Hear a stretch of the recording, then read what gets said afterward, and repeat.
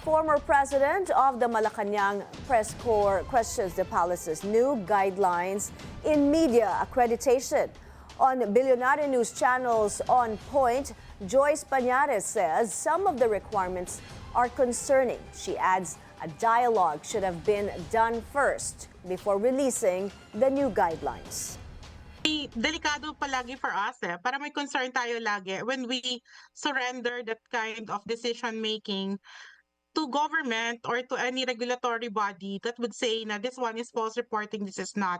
Paano kung halimbawa critical lang yung reporting and then it was classified as false reporting, di ba? Tingin ko importante yon na hindi discriminatory yung policies.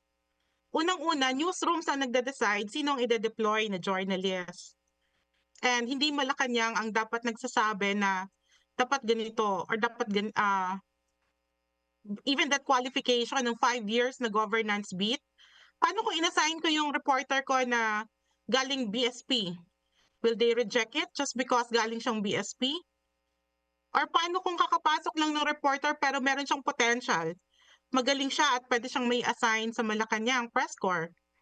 I mean, maraming reporters ngayon sa Malacanang Press Corps who are relatively young, no? Not necessarily. And what do you even mean by seasoned? How do they define that? The Presidential Communications Office has put the guidelines on hold following a dialogue with the MPC.